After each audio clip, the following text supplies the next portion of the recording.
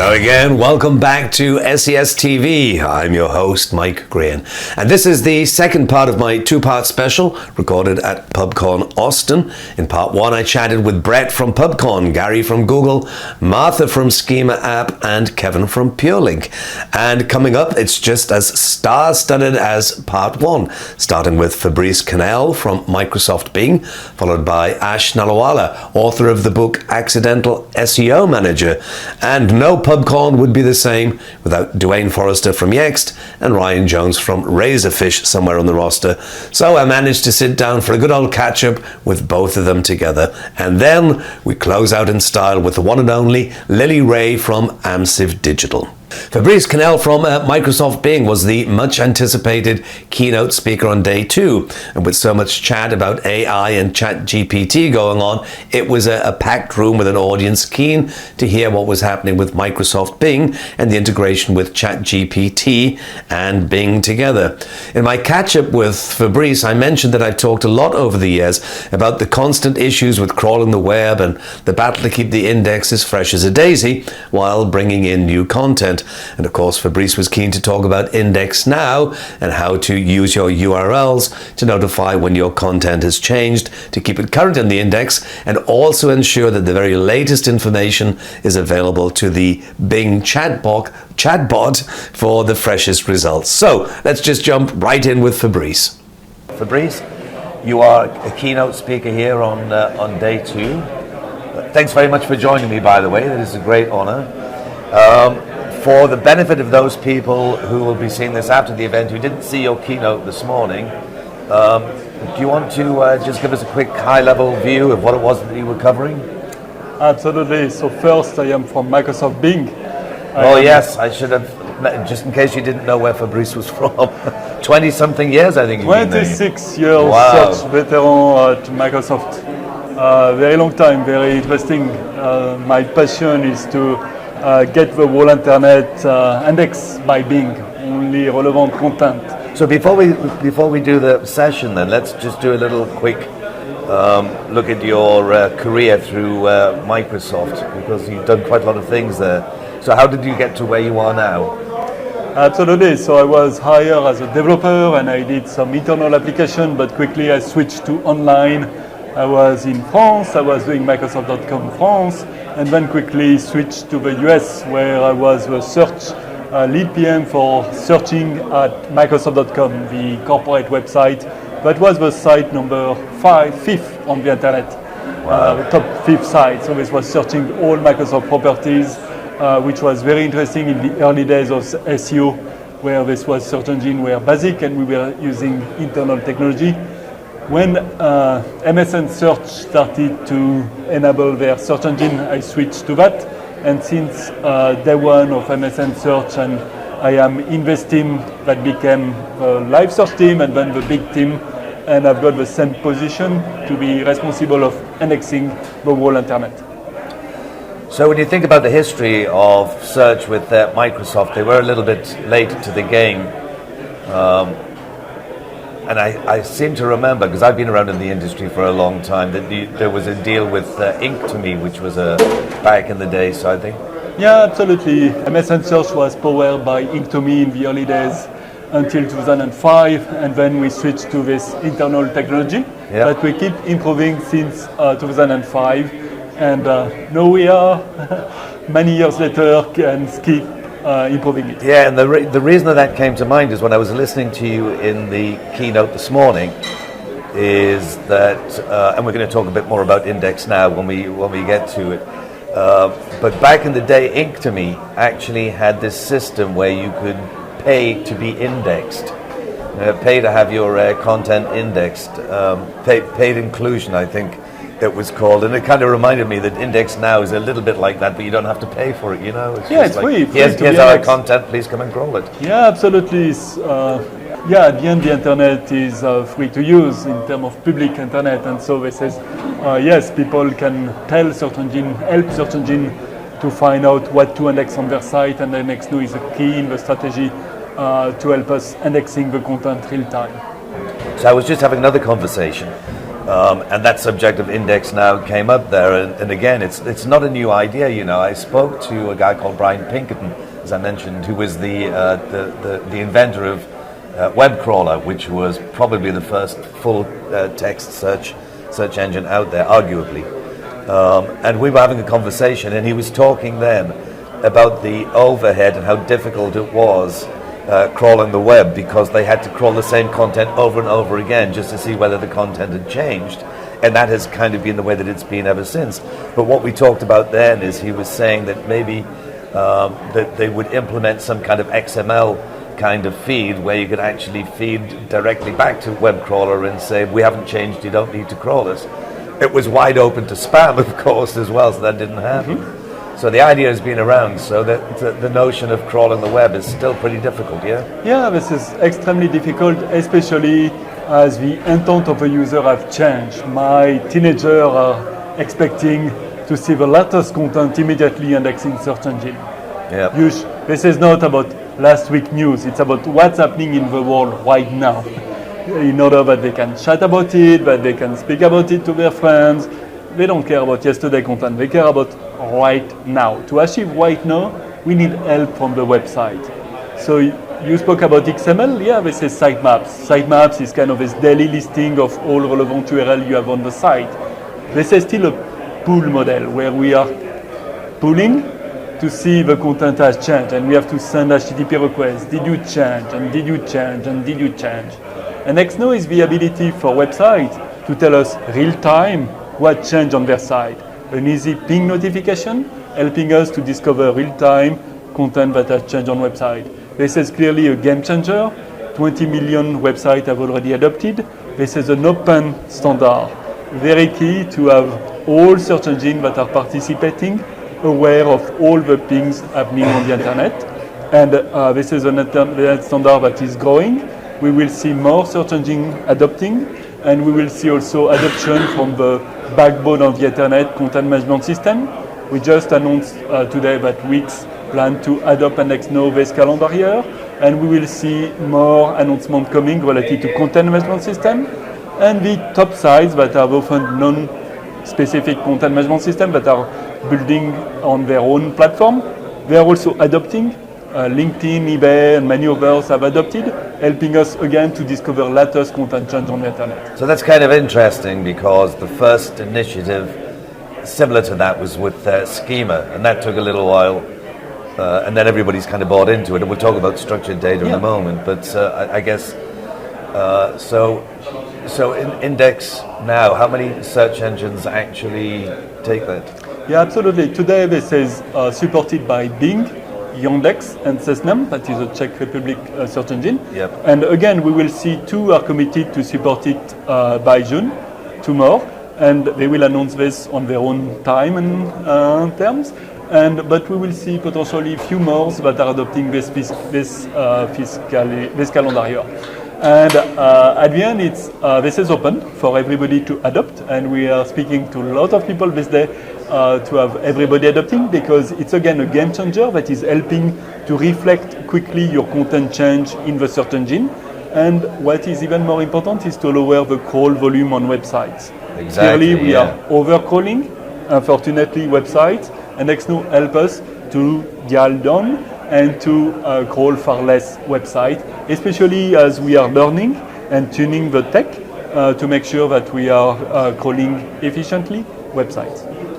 So you may remember, you actually dropped me a note. I wrote kind of reviewing the past 30 odd years of crawling the web, and I mentioned you and your team in that particular piece. But one of the things that became quite apparent, that there have been changes since we first started crawling the web, but this notion of the politeness factor still exists.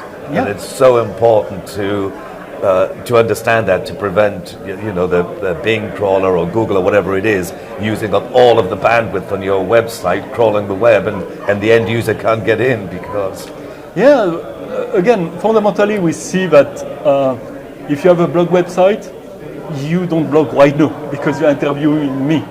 And so why I'm calling you right now to know if your content changed? You need to tell me.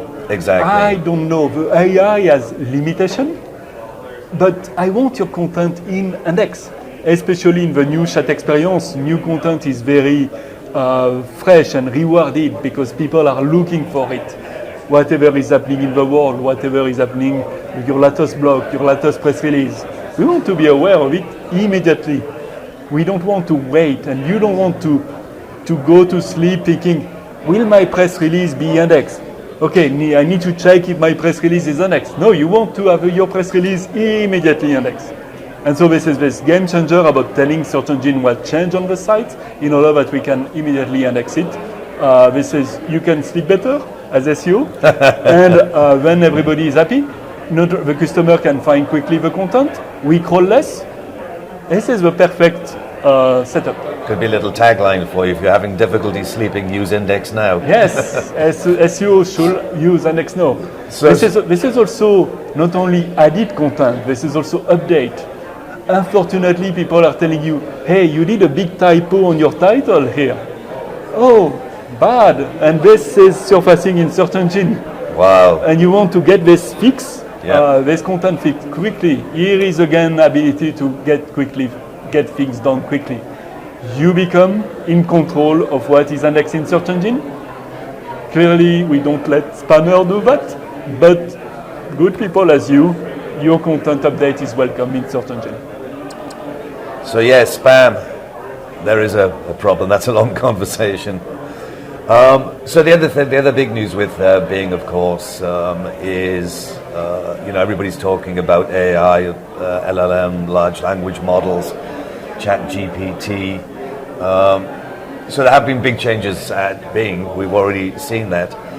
Going forward, what can we expect to see? Is there anything that the SEO community needs to know to do a better job to help you at Bing with all of these changes? Yeah, absolutely. So today I explain a little bit of this technology of how way we are integrating it. We have the Prometheus model to really understand the queries of a user, to really understand what we benefit from the big index, including real-time content that we are able to surface in the chat experience, to satisfy the user intent of searching often by chat. I explained that there is really two types of query. You have a navigational query where people are searching for YouTube. This is to go to YouTube for most of the queries.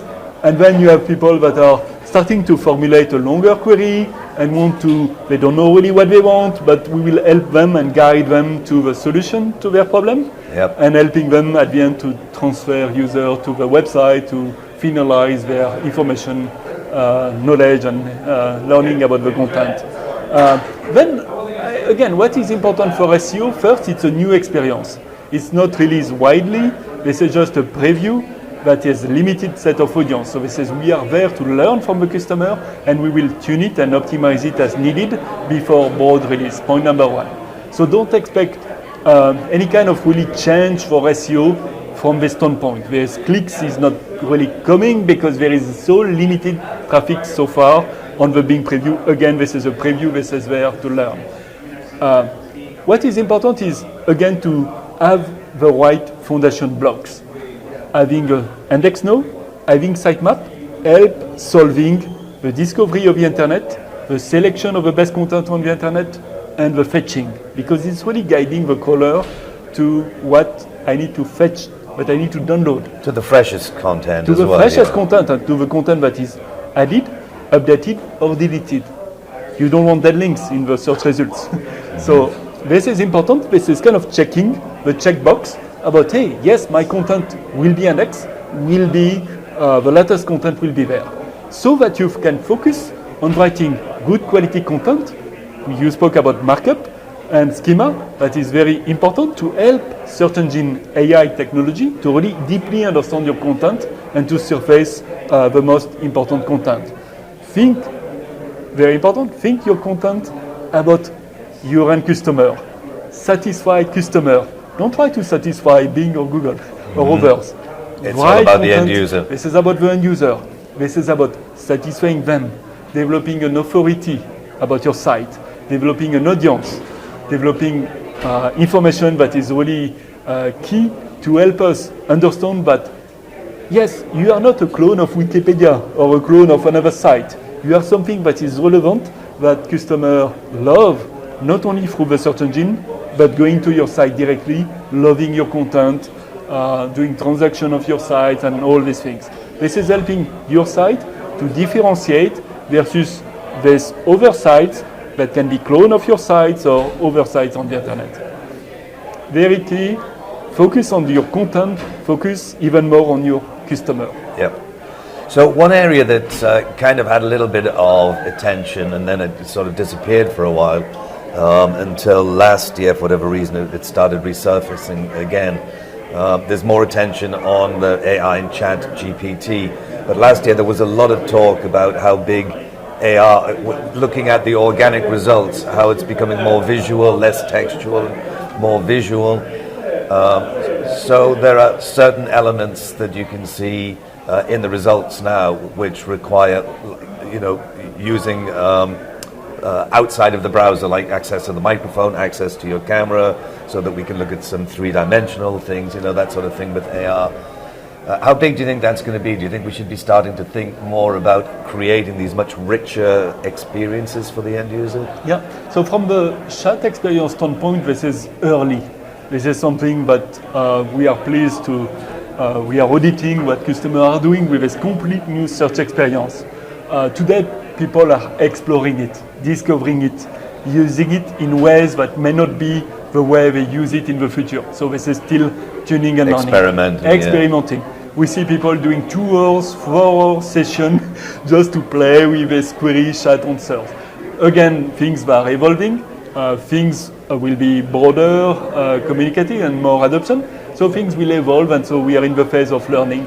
What will be the future? It's at the end, we care truly about satisfying your user and still satisfying the SEO community in terms of transferring traffic to sites. Very key, fundamental things for us. So I cannot reply about exactly what it will be. You spoke about voice and video. Yes, we enable also the ability to speak to the engine, such as providing a chat experience that is voice-based through Skype and on mobile. I encourage you to test and to join bing.com/new, where you can join the waitlist and be approved to be testing this new experience. Bing.com/new. Bing.com/new, yes. So I kind of think, thinking about the future, what's happening now with these large language models, everything that people are talking about in terms of AI, I've always felt that, given that you've just sort of touched on that voice is the ultimate interface with you and whatever device it is, that instead of having to learn the interface to 1,000 websites or the interface to 100 apps, that just ask, just speak. Yes, so I do truly believe in simplifying the interaction with user. So using a keyboard to type is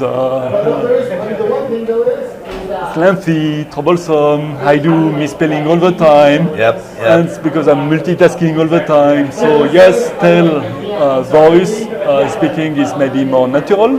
It can be also sometimes it's for accessibility. People, it can be facilitate communicating with the interface. I mean, people sometimes have accessibility issues, cannot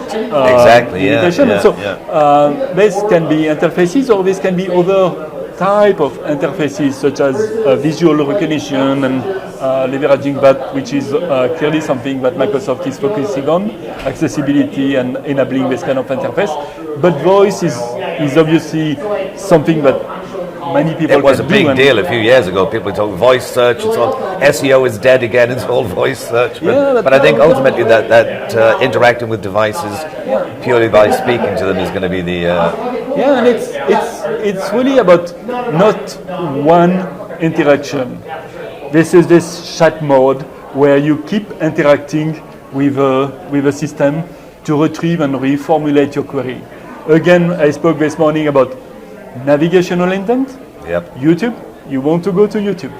Other type of queries, what are the events related to these conferences in the city, what are the sport events and so on, and you keep iterating. You don't know really what you want, but the engine will help you to navigate the content including the recent content to guide you to the most relevant content you want.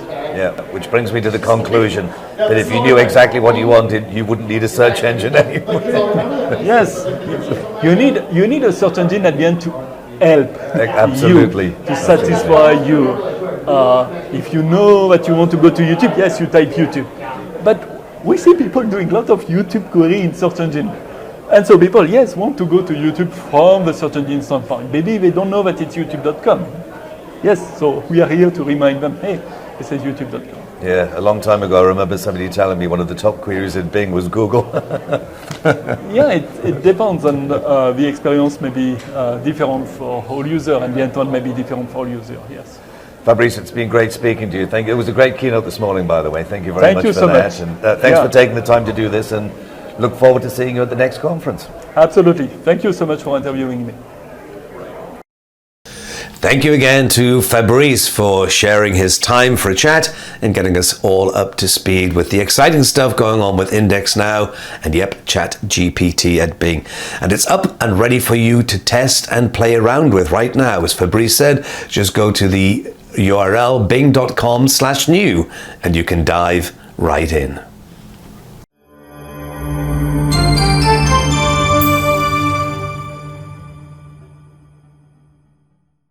Okay, there's something really important about this book.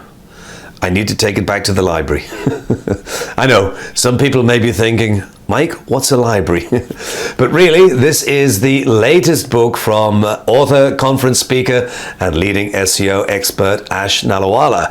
Two very interesting things about this book. First, it's not a how-to book. There are plenty of resources to learn how to do SEO.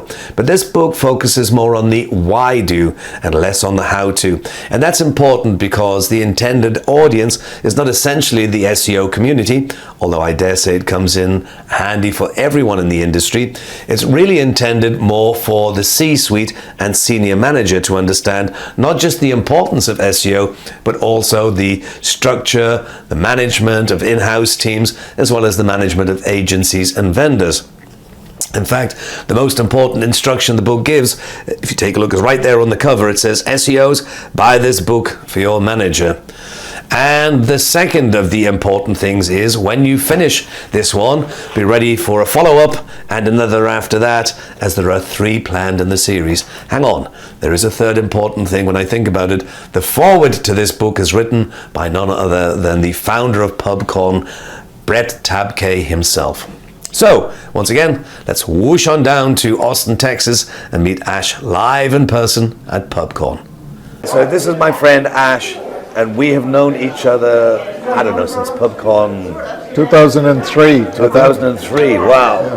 That's a long time. So we haven't seen each other for a while, like I say, but it's great that at this particular event that you managed to fly yourself all the way from Australia just to come here for this one. Anyway, you and I know each other. We've been around in the industry for a while. For the benefit of the people who are watching this, who don't know who you are or what you do you want to just give us a little bit of background? And then we'll go into the book that probably explains what you're about to say right now. Yeah, so this is my 4th career, and I fell into it by accident, and which is partly why I named my book The Accidental SEO Manager. Which is a beautiful title. Yeah. So, without going into my entire history, but my first career was as an accountant in a chartered accountant's office. Second career was the Air Force, the Australian Air Force, Royal Australian Air Force. It's getting more exciting as we go along here. Then I was a traditional marketer, and then I fell into SEO by accident. Yeah, because somebody had to do it. Well, I worked for Macromedia, which is now part of Adobe. Adobe, yeah. And I was the CRM manager for Asia Pacific. And I'd done a fantastic CRM lead generation campaign, even if I say so myself. But we generated $8 million worth of leads. Wow. I was absolutely on top of the world, and suddenly the whole regional head office was laid off. All of us. Wow. Because they hired a new vice president based in Singapore. and he wanted locals that he knew. So here I am, an expert CRM person. So I set up a website that is still my primary domain for email. It has never transacted because I'd optimized it so well for CRM consultant as a search term that someone in America spotted me and they said, "Oh, can you do SEO for my client?" I said, "Sure." I did that, but the client was so impressed, they said, "Can you do our PPC?" I said, "I'm a CRM consultant." But how much are you paying? They said, "No, here's the login, just have a go at it." And I did. They liked that. Yep. And to cut a long story short, that's how I ended up becoming an SEO person. It's interesting that you mentioned Macromedia because, yes, it was acquired by Adobe, but I was using Macromedia and in fact knew the wife of the founder of Macromedia, believe it or not, way back in the day. And when I first started in the industry, they had a little program called Home Site, which was the main, you remember? Yes. Home Site. And then they had something else called Cold Fusion. Yes, absolutely. Which was the middleware, which was the death of SEO. So maybe you learned that along the way. But most people don't realize that they had Photoshop and Flash and all of that sort of stuff that eventually transferred over to Adobe.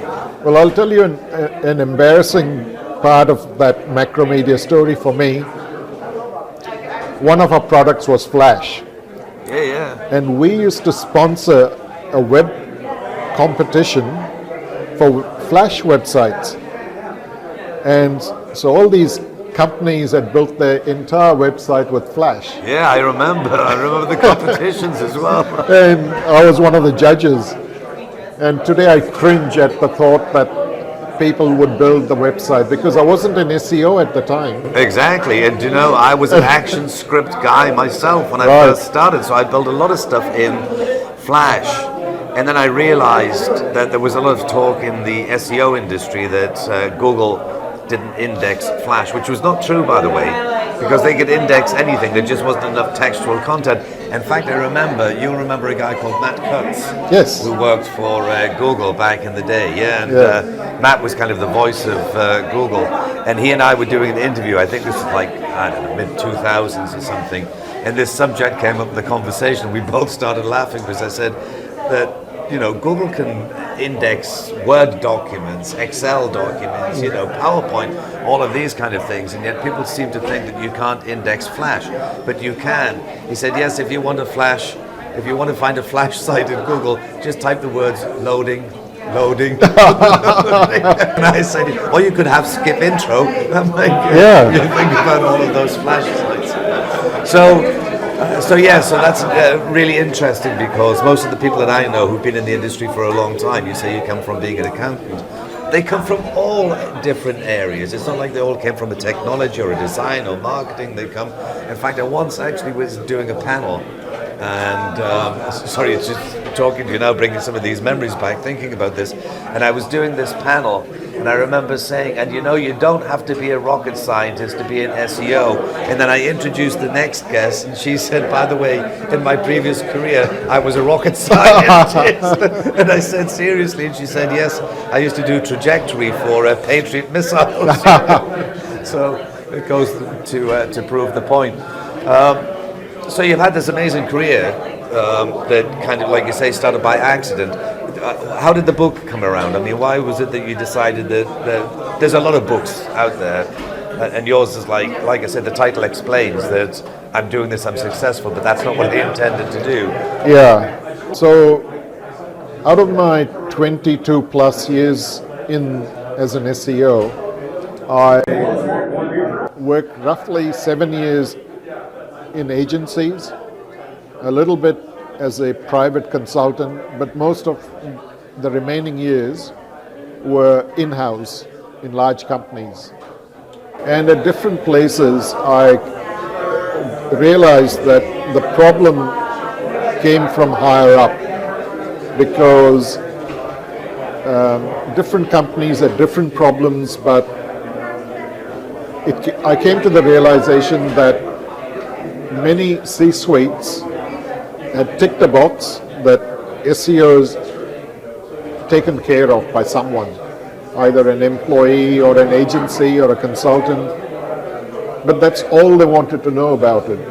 Literally check the box. They've checked the box, don't tell me anymore, just get on with the work.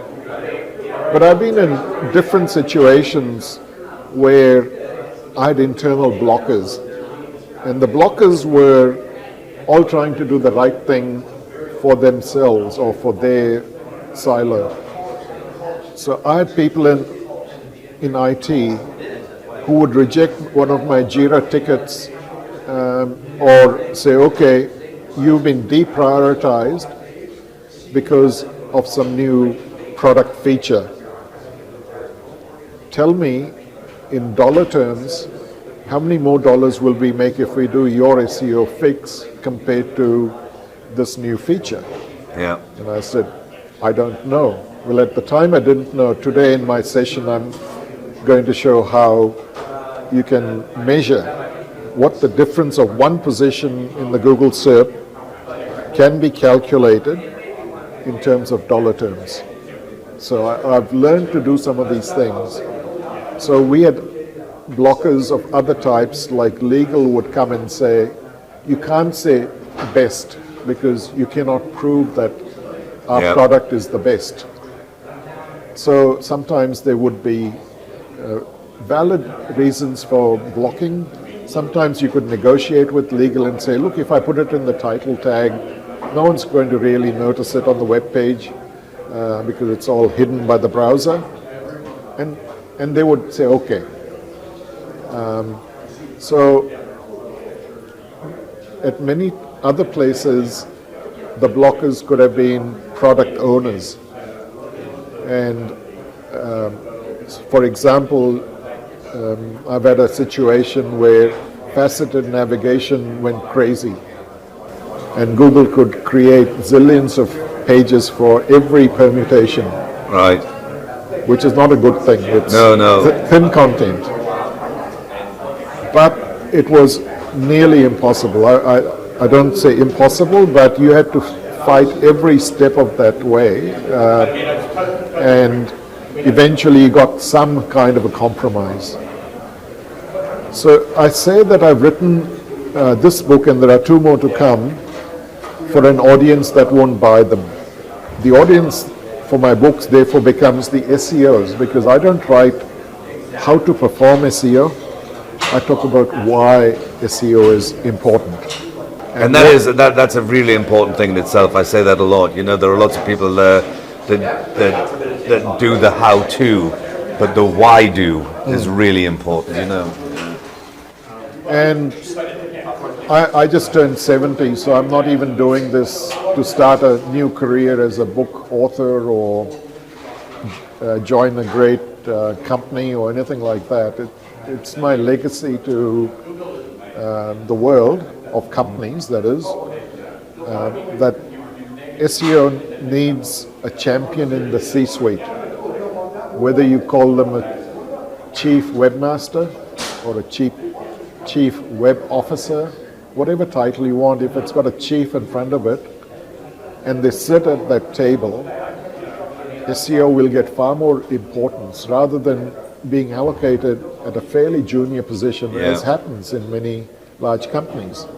So that's why I think, I mean, I fully understand you saying that you wrote the book and that people wouldn't buy it, because I've done the same thing. You know, I wrote a book that was probably the first book at the time that explained SEO and the underlying science of information retrieval, and for people who were trying to fully understand how search engines worked at the time, it sold like crazy to them. But trying to get a CMO to look at it, he wouldn't, because it seemed like it was going to be too technical, you know. So maybe the title for your next book should be, read this book and lose weight and become more popular with the opposite sex or something. Yeah, that would sell. Exactly, and do some SEO, and maybe that will do. Do some TikTok videos. But what about the company? I mean, you actually do work as an SEO still, you're not retired yet, and you're looking great, by the way. Tell us a bit about the area that you're doing SEO in now, and what some of those challenges are like, and how you're still overcoming those. So I gave the example of working with other departments, and progress is made in small steps.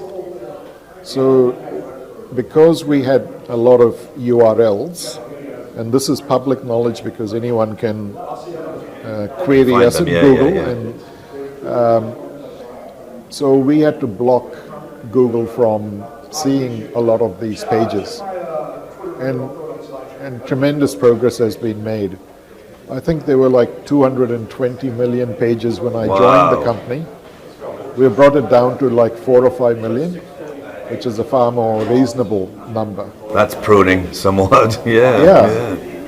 And what it has meant is that Google is now able to discover other pages that it wasn't discovering fast enough. Exactly. Namely reviews and so I do fresh think there's a content. bit of a myth there that's still about the more content that you create, the more you get in the index. But if nobody's interested in looking at those pages, Google knows, you know. So you take 20 million pages from one black hole and put them into another, you know. So I think it is, again, a very interesting thing that you do need to analyze and fully understand that it's not about the quantity. It is very much the quality of the page and what the content is and how it links to everything else within the site. Well, one difference about my current employer is that it's won an award for being one of the best places to work in. It gives us so much flexibility. We can work from home if we want to work from home, or work anywhere in the country. I saw you posted on Facebook recently, rare visit into the office. I saw that. Yeah. We have staff members who will go to their family in Asia, in Philippines, India, whatever, and work from those places for 3 months, 6 months, because of a family situation over there.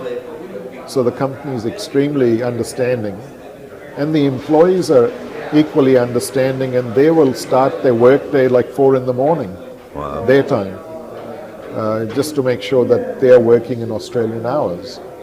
And that way, the company doesn't care whether you're in the same city or in the next.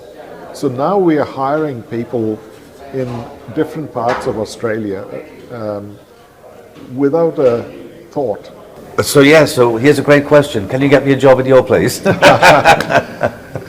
It is great seeing you, Ash, and I hope we see each other at the next conference, and best of luck with the next 2 books. And if you need any help figuring out the title, you know where to come. Yeah, thank you, Mike. Great seeing you. Yeah. Thanks very much. Thanks. Thanks again to Ash for taking the time to catch up, and I do give my 100% recommendation. Buy this book. It's a gold mine of useful information that should sit there on your desk right next to you. Zoom over to Amazon and pick up your copy now.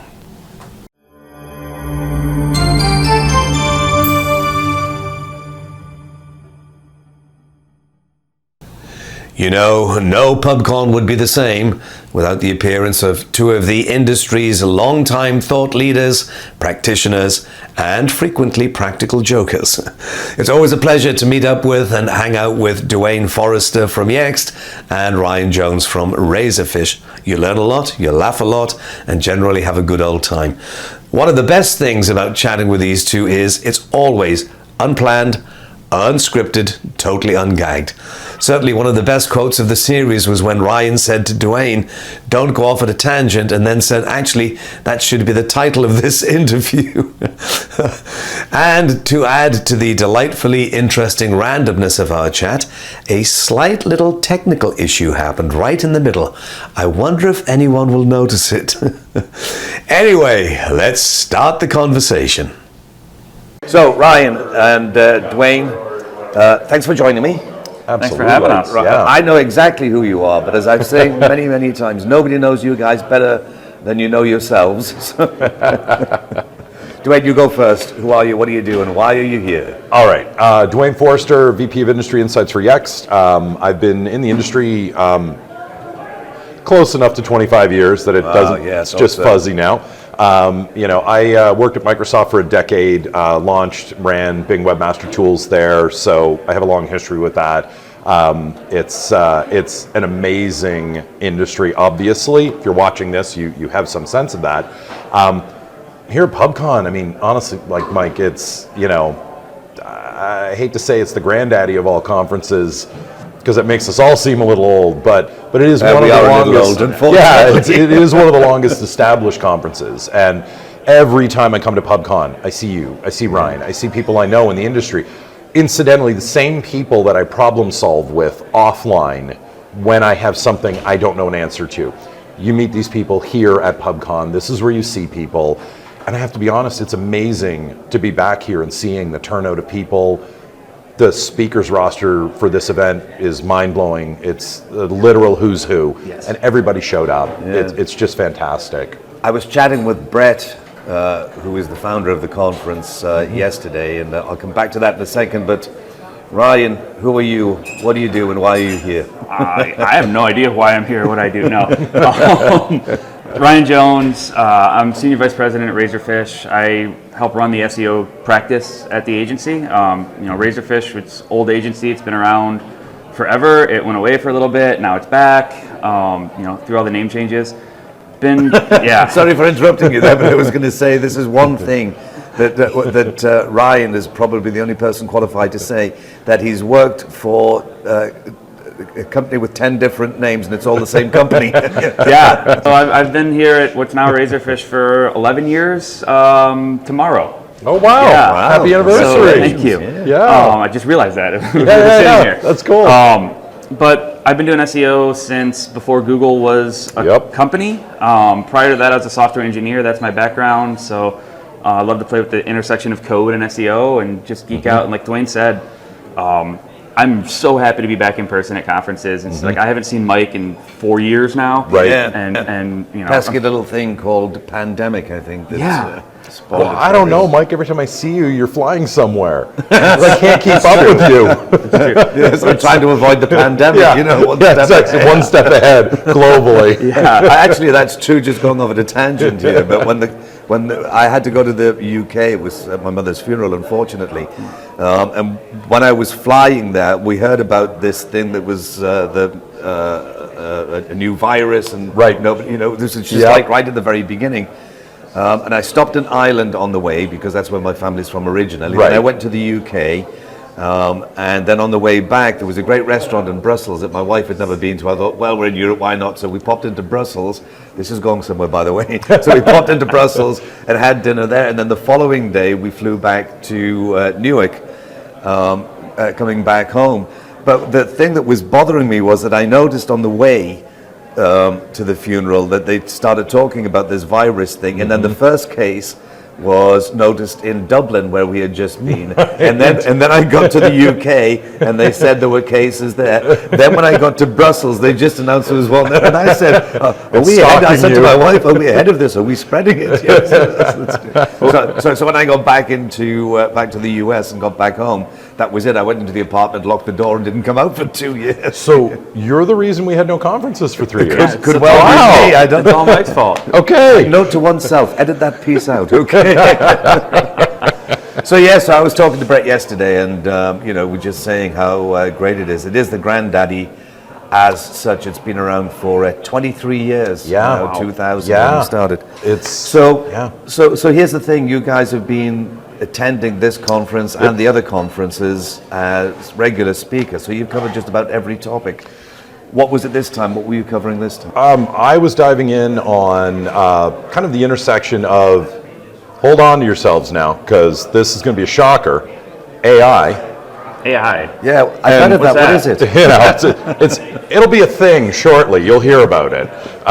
But talking about AI, the new technologies, the realities of it, the limits of it, and more importantly, the impact on customer experiences and customer expectations. And then downstream, in a room full of marketers, what everyone has to do and get right in order to remain competitive moving forward.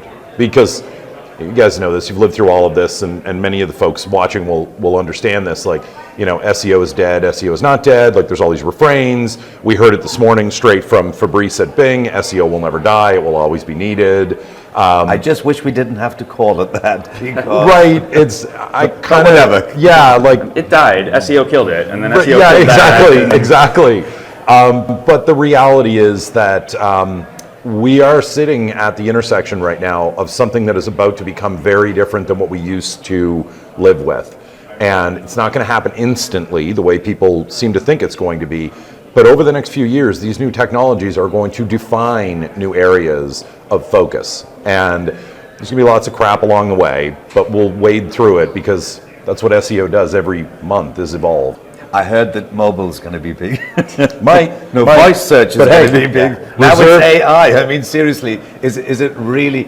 At the end of the day, AI is not new. I mean, the notion of AI has been around forever. No, not at all. Google, took a college course in 2004 about exactly. that. Google, Bing have been using machine learning for a very, very long time. Absolutely. But it's only now with ChatGPT that everybody is like, wow, the world's going to end. The machine is taking my job up. And it's fascinating because when you look at the technology, there are way more advanced technologies than large language models. All they do is predict the next word in the sentence. I wish more SEOs knew that. And there are so many SEOs out there, sorry to cut you off, that think it's just pulling from an index or a knowledge graph. It doesn't have any of that. It's just words in vector space, and that word's closest to this word, and that's... I tell people, think about it like an intelligent word cloud. Yes. And it's guessing at what the next word is, right? Kill two birds with one... Mm-hmm. There are a lot of answers you can put in there. Bullet, stick, boulder, but we all know what the actual answer is. And when you look at a mathematical rendering of how the system is doing this, the numbers back that up. The large language model says, oh, well, there's a 0.92 that it's going to be stone. And so it goes with that because it's the highest probability. Yeah. But if you watch the model continue, it tests every other thing to see what that probability would look like. That's where the hallucinations come from that we see happening. When it gets off into those edges saying, well, maybe they mean kill two birds with one automobile. Yep. I mean, it's technically a sentence, but But I mean, there's still a long way to go with this. This is a pretty good start. But it's interesting what you say, that there's so much higher powered technology if it comes to that. I was speaking to somebody yesterday and just said, I don't play any computer games. I never have, but I have an Alienware computer. Right. That I like to build out myself because I do a lot of video editing and that kind of thing, so it's perfect for that. Yeah. When I look at the NVIDIA graphics that I've got in there and I look at what NVIDIA is doing, this is absolutely amazing. Yes. So all of the SEOs that do play games, and they're talking about ChatGPT without realizing the graphics card they have on their machine is so advanced. Yes. My graphics card has done more processing than game playing lately. It's as I'm diving into this stuff and I've started learning about machine learning models and playing with my own in Python, with the dev background, and it's fascinating, and I just can't stop playing with stuff now. It's so much fun. It's amazing. When I got access to the new Bing chat system, and it's kind of important for folks to understand that even though they're very tightly affiliated with OpenAI and ChatGPT, ChatGPT Plus run on slightly different models. Bing Chat runs on an entire galaxy different model. And that's why it has recency, it is accurate, it gives good answers, it has good conversations. And even then, we have to acknowledge there are things they have to do to put limitations in areas because it can go slightly off kilter. But being able to do these things, the one thing that I was waiting for since they launched this integration is I wanted mobile, because as we know, it may be a big thing in the future. Eventually. But I wanted the microphone. I wanted to be able to input into this chat conversation vocally, because I can then do something like hit microphone in this conversation. The Bing chat will capture all of the conversation, and then I can give it an appended prompt on that. Summarize this. And it will then go through and do it. and I've had to do no work for this. Next time I'll invite. That's huge. Next time I'll invite ChatGPT instead of you. Then you get 5 answers, and then it'll stop. Right. I want that plug-in in Teams right now. Right. Instead of having a PM or account person summarize the meeting you just had and send out notes. Exactly. I want Teams to do it. But think about this. Think about the disruption that this brings. Right. We talk about keyword research, ideation, content creation, the jobs that are affected. We talk about all of those things. Right. The minute you integrate it into a technology like Zoom or Teams or Rowe, any of these systems, all of a sudden, you've taken out an entire section of the industry that does transcripts because there's no need for that now. It's embedded. And I can guarantee you, this morning, Snap announced their AI-powered chatbot for premium accounts. I'm like, the next 6 months is just going to be a roller coaster of this constant announcement cycle. So let's just take that and go back to where we started. We've been in the industry for a long time. What we started doing as SEOs was trying to make up for the fact that all of the search engines, Google included, had this very primitive piece of technology called a crawler that didn't know one thing from another and had problems with JavaScript and session IDs and those kind of things. So it's been 25 years. It still has those problems. Still hasn't fixed those things. So generally speaking, the SEO was more about that kind of process. A workaround, not a hack. Exactly. Yeah. Well, I mean, I don't know that. At the end of the day, there was a lot of the stuff that the SEO community was doing. That I said a few times to people from Google, the SEO community is doing your job for you. Right. Absolutely. So that leads me to where we are now, given what you've just said, encapsulating what's going to happen in the next 6 months. There was something somewhere, I think, that you posted, Ryan, about bringing people on board, new employees, and the kind of questions and the kind of skills that they have to have. Yep. So you've been set, you understand what it is you expect them to. Did you notice it? I think you did. Yes, just as things were ticking along nicely, the technical gremlins crept in and boom, everything just closed down on us. Cameras, microphones, the lot. However, in my usual stay calm and let Mike deal with it way, we managed to get half of the kit up and running pretty quickly using a certain type of new technology. Okay, so here we are live at Pubcon Austin in Texas. We did have a slight little technical problem there. I don't know if my guests noticed that. However, didn't notice we can fix that using artificial intelligence. I can create the edit just like that. And we're back again, guys. Hey, so, welcome back. Anyway, where were we? I think, Duane, you were in the middle of something. What was it? We were talking about, if I remember correctly, we were talking about creation of jobs, the removal of jobs. Job skills, because I mentioned that. Exactly, because you Ryan had written something about questions that you ask people when they're applying for a job. Yeah. Right. Yeah, so I think we were talking about, when hiring people, right? Do we really want to hire a prompt engineer? And my answer and Duane's answer is no, we don't. No. But do I want to hire people that know how to use AI, that have played with it? Yes. And that's, we're interviewing, I think the question answering process in interviewing has changed to where I'm less concerned with your skill sets and I'm more concerned with your passion, with your ability to learn, right? I think one of my favorite questions I ask people is, tell me something you read about in SEO today that you just think is bullshit. I'll say most of it. yes, they will. They'll be like, wow, I listened to this podcast with Duane and Ryan. So I think it's the skill set. Can you quickly adapt? Do you have that passion to play with the new technology? Are you interested in that stuff? That's what excites me about a candidate, not specifically the skill set, because I can train that. Yeah, I expect you to have the baseline skills. I don't believe that SEO operates on a level that is 101 and 201 anymore. We, a decade ago, went completely 201. That's the only level of SEO we have. It's advanced, it's complex, this is our reality. So what I need are people who can look at a new technology, adapt to it readily and quickly, and see how it impacts consumer behavior. And then how to translate that into positive movement for a business. Yes. That's what, you don't learn this in school. There is no teaching this. This is something that's in you. I was having a great conversation with somebody today at lunch and they mentioned, I look for gumption. And that's the amazing part of it, right? Good word. She happens to be standing nearby. Wow. However, let me tell you, I completely agree with the concept, right? And it's exactly what Ryan is saying.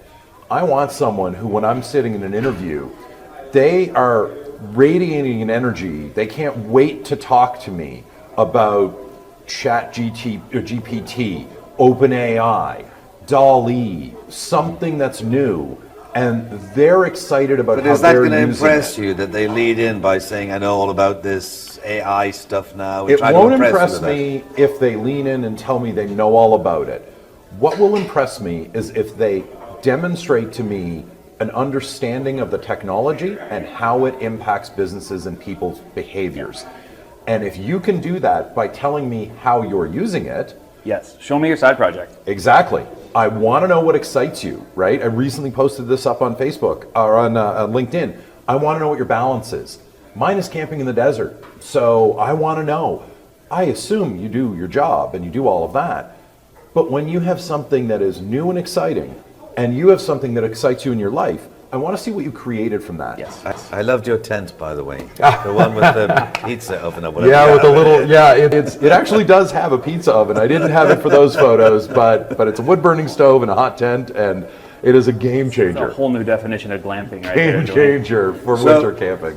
So given that you've both been in the industry for so long and you've had to interview people and you're bringing people in who are prepared to learn these new skills and have the gumption that Martha explained to you, right, to be able to go for that. What do you expect the shape of the organization, the shape of your organization is going to be going forward? You know, how is the department, or how will it interact with the rest of the organization? That's a great question. And the it's answer a hard one, I know, but I can see the little hamster wheel spinning up there. Totally. Light bulb's almost got a spark. But it is a thing that when we talk about the industry is going to change, how's it going to change with your organization? Yeah. Absolutely. I mean, we touched on this earlier where I talked about, I talked to someone earlier this week who was saying one of their clients wants to fire all the writers, use all of these chat systems to do all the writing, and then that benefits them. And I get it. Look, you get salaries, you got benefits, you've got all of these other ancillary costs with the squishy human that are not inexpensive. And they're looking at this saying, well, if I get to save all that. My approach is, you're all editors. I want to use your knowledge that you have as a writer and as a subject matter person, and I need you now to edit what this system is capable of doing, because the system is capable of getting me faster to my starting point than you sitting there with a coffee staring out the window, which I support because that's a part of your creative process, but I need you to be more editor, less writer. And so we see those types of shifts coming along. I also, hopefully, we will see businesses starting to finally dot the I's and cross the T's on the fundamental stuff they need to still do. Fabrice talked about it, where he was saying, look, there's like 18% of sitemaps are using last mod as the day that the sitemap was produced. Exactly. That's low. That seems low to me. I agree. I think that's low because when I go looking for this stuff, I'm just like broken.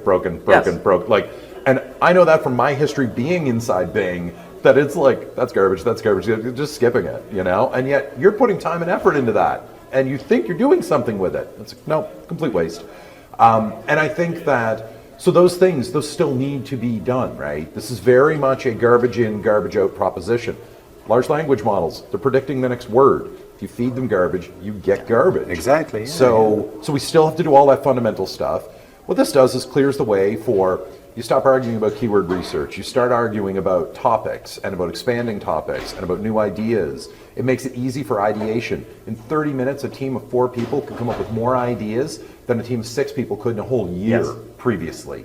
And you will never run out of it. Oh, and because you can contain everything, those meetings where everybody's brainstorming and then you go off on a tangent and it's just crazy and you kind of lost your way, none of that happens because it remembers in a linear fashion what your core concept was, so then everything you give it relates back to that. Go off on a tangent? No, I'm not familiar with that at all. That should be the title of this interview. Exactly. So I think you're right. I think, get back to the original question is how does this change organizational structure? The real answer is it changes it to whatever best serves our clients, and we don't really know what that is yet. We'll figure that out. But I think to what Duane just said, it gets back to real marketing stuff. We're going to be less specialized SEOs and more marketing. It's going to enable the marketer to do the tactical stuff that we used to be doing. and it's gonna take us back to real marketing. It's gonna be more well-rounded, full-on marketers. So this is for another conversation, but let's just touch the tip of this one. There is this movement now to move away from performance marketing and brand and try and fuse the two of them together. Right. So that you have persuasion and precision.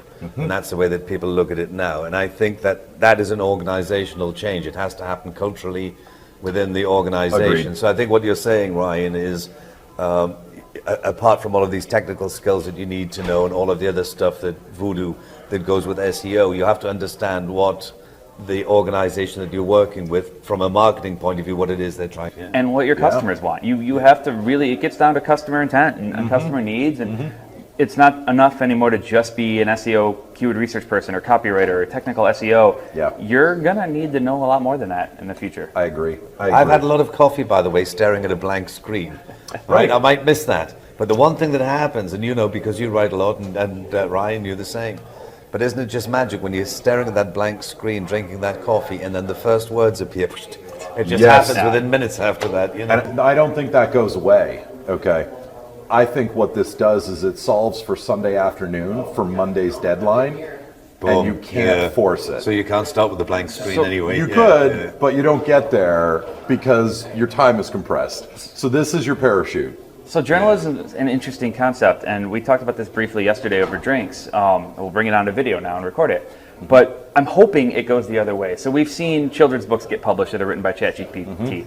We've seen magazine publishers and book publishers been overloaded with content to where some magazines, major ones, have said, no, we're not taking user submissions anymore.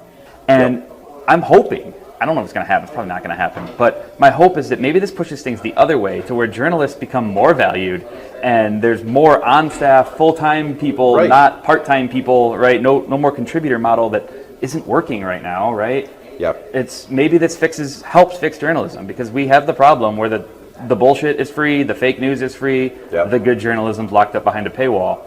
And if it's harder now to get your bullshit into an actual magazine, maybe that'll fix things? I don't know. But I hope so. Yeah, I mean, I think journalists, and I've worked in that role before, are worried themselves. But I think if you look at ChatGPT, and I said this to Gary, because I didn't realize Gary Illyes, or whatever, which way you want to pronounce his name, Ish, or no, but Gary had been a journalist previously. I didn't know that, and I was saying to him, when you're a journalist, you give your copy to an editor who looks at it. So the same thing, if ChatGPT comes up with this content, then you're going to have to do the QA. You're going to have to make sure that it's right and fact check it and those kind of things. So, yeah, it might speed up the process. That said, this has been a great conversation, guys. Yeah. It is to be continued later at the cocktail session. You might not videotape all of that. But no, I will, believe me. We're going to do bar talk. And let's do it all again at the next conference. Absolutely. Great to see you guys. Thank you for having us. Thank you. Yes. Well, even with gremlins creeping in and all of that, still, as usual, it was an information-packed and fun conversation with Duane and Ryan. As ever, great to see you both. Much looking forward to our next conference escapades.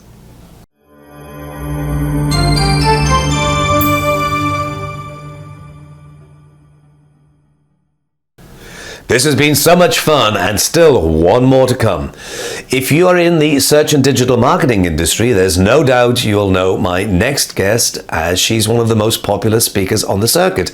Lily Ray is not only a leading expert, but also popular industry commentator and fountain of wisdom when it comes to all things SEO. Not only that, Lily and I live only a few miles away from each other, and we have a few more things in common than just SEO and marketing generally. So, let's find out what those things are and round off this two-part special in style. Here's Lily. So Lily and I have known each other for a little while, and I've been trying so long to get this interview. She nearly had me arrested for stalking.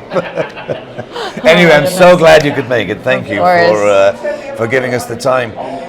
You had a little bit of a trauma on your way here. Are you feeling better now? I am. Ill on the plane, yeah? Quite the episode. Kind of unforgettable. I ended up having to go to the hospital for food poisoning and an allergy that took over my body, and spent the night in the hospital the night that I was supposed to come here, but Had to come anyway, so powering through, feel much better now. So. Well, that's the New York spirit in you. So, Lily, you get to speak. I mean, a lot of people know who you are because you're very, very present within the industry, and you get to speak at a lot of conferences. But just for the benefit of anybody who may not know what your actual real job is, what do you actually do? Yeah, I think a lot of people don't actually know what my actual job is. So I've worked at an agency called Amsive Digital for just over 5 years. My current title is Senior SEO Director and Head of Organic Research, which is a made-up title, obviously, because I have a two-part job. So half of my job is traditional, senior SEO Director responsibilities, so helping oversee the SEO team. We are 35 people now. We actually have 4 other directors, so there's 5 directors. Just kind of insane. It's grown quite a bit. You guys were acquired. You're part of a larger organization. We were acquired. We used to be Path Interactive, so we've rebranded to Amsive Digital, and the team's grown pretty quickly. So that's part of the job, just traditional, a lot more like business development with my role. So that's where the other half of the role comes in, which is industry research, speaking at events, writing articles, trying to stay up to date with the latest and greatest, and then kind of spending a lot of time, like I do audits for clients for the agency as well, and then like join a lot of calls and talk about what's happening in the industry. So you and I met last year, and we were having a general chat, and I almost let you speak for a minute. But there's an interesting thing between us that I was a drummer. Oh yeah. Many years ago, and people did not know that you're a drummer, and I was a DJ for a long time. I worked in radio. I was a DJ on radio in the UK for more than 10 years. And you're also a DJ and as a drummer, worlds colliding. And I'm really jealous because I saw recently in that cool place you've got in Brooklyn, you built your own little club in the. Yeah, that's a life dream. It's a dream that I didn't even know I had until I had the option with a basement in Brooklyn to do whatever I wanted with it. And it looks so cool. It's awesome. You got to come by sometime. Yeah, well, you had on Facebook last week that you had a little thing going. I thought if I pop round there, she will have me arrested. No, anybody's welcome. We have no bouncers. We have no, it's probably not a great thing, but anybody's welcome. Well, now you've said it, I'll turn up. Anybody, and everyone's going to be knocking down the door now. I just noticed as well. We're in Austin. You're wearing cowboy boots, and they seem to be the. Yes, these are from Texas too. They're legit. So. Given that I've already mentioned that you speak at a lot of conferences, you're a very popular speaker. I guess I could say, what were you speaking about here? You touch on many topics. Yeah. What I really want to know is when you're at a conference, and let's just choose this one because you are here. Sure. What is it that you look for in sessions? Do you actually go to the sessions, and what do you pick up? And if that's the case, what did you pick up at this one? Yeah. Apart from everybody talking about ChatGPT. Yeah. That was definitely the big topic. It's exciting too because I go to so many events, I speak at so many events that things were kind of getting a little stale the last couple of years. So this was invigorating because there's this new AI conversation and a lot of people using it in different ways. So that's fun. In general, because this is such a big part of my job now and so much of how I spend my time, I do see a lot of the same people talking about the same thing. So I don't always attend every talk. But there are certain speakers like Patrick Stocks who just spoke that I always make it a point to see him because I learn so much every time. So people that I know that I'll learn something from that I can take back and apply to my clients, I always try to attend those.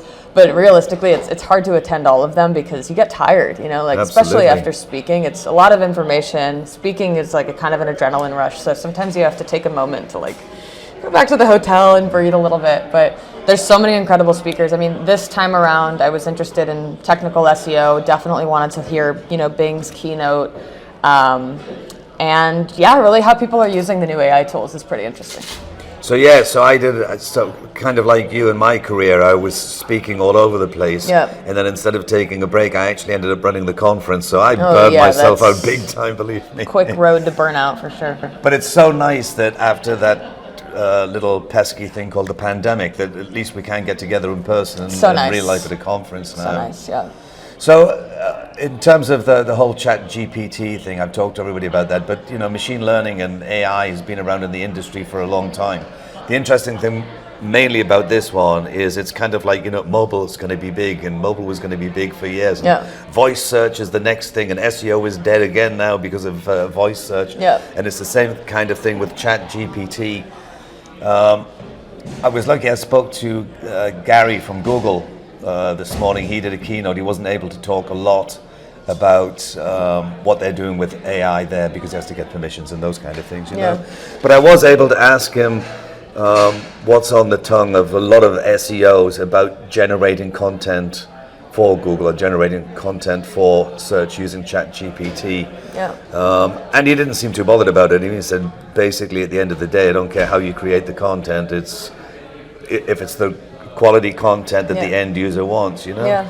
So you must have clients and other people in the industry generally asking you about how best to use this. I mean, what would you tell a client now because it's there? Do you use it just because it's there, or? It's a great question. I mean, I think it's interesting that Gary said that, and I think that the problem with that statement is that SEOs like to take things out of context and almost like use a statement like that as permission to overuse something like GPT. And I think that what we're already seeing and what we're going to see a lot more of is when, of course, the tool is incredible. It does so many incredible things, but when you really read between the lines, it gets things wrong. It gets probably 10% of things wrong, and you don't always know what they are. So Marie Haynes, another great SEO, she shared last week, I used ChatGPT to make a really interesting playlist. Like I described the type of music I wanted to hear, and I asked it to give me 10 songs. And 9 of the songs were great. The 10th song, it made up. It was like, it knew the artist. It had run out of things to predict. Yeah, but it was an actual artist, but it was a song that never existed. And like of course that's an innocuous example, but how many other like 10%, of things is it getting incorrect?